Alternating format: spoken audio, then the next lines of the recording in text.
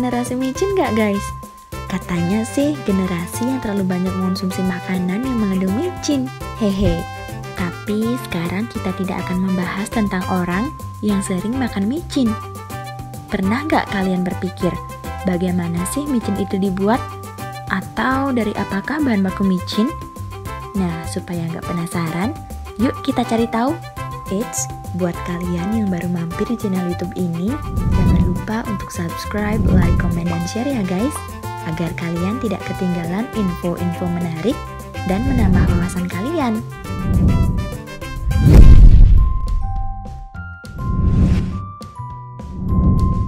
Micin memang menjadi salah satu rahasia biar masakan makin gurih dan lezat. Micin diciptakan oleh seorang ahli kimia Jepang bernama Kikunai Ikeda.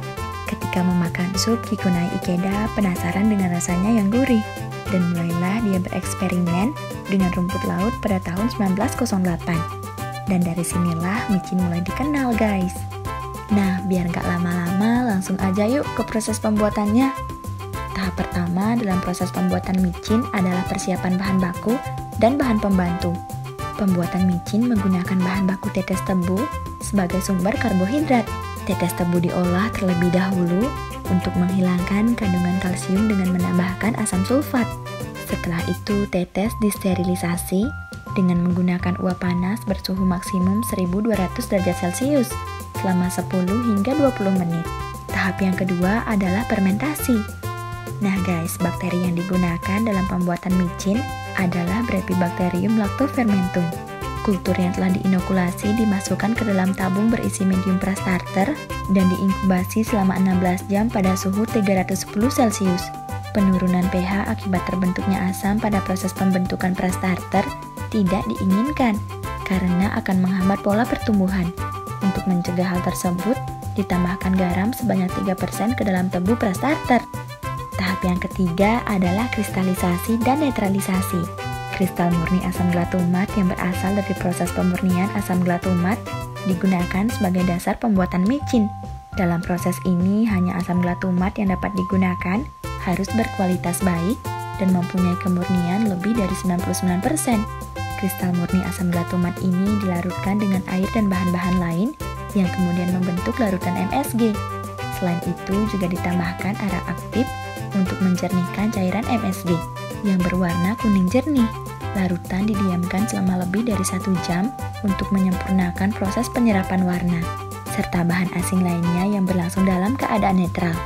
Cairan yang berisi arang aktif dan MSG kemudian disaring dengan menggunakan vacuum filter, yang kemudian menghasilkan filter serta cake berisi arang aktif dan bahan lainnya. Apabila kekeruhan dan warna filter tersebut telah sesuai dengan yang diinginkan, maka cairan ini dapat dikristalkan. Tahap yang keempat adalah pengeringan dan pengayakan. Kristal MSG yang dihasilkan dari proses kristalisasi dipisahkan dengan metode sentrifugasi. Filtrat hasil penyaringan dikembalikan pada proses pemurnian, dan kristal MSG yang dihasilkan setelah disaring kemudian dikeringkan dengan udara panas.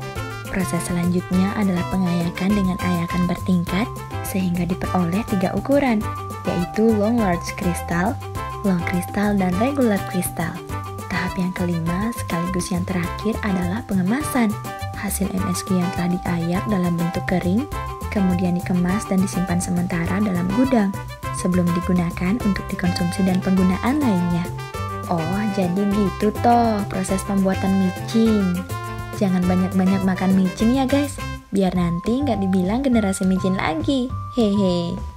Nah, sampai di sini dulu ya guys video kita kali ini.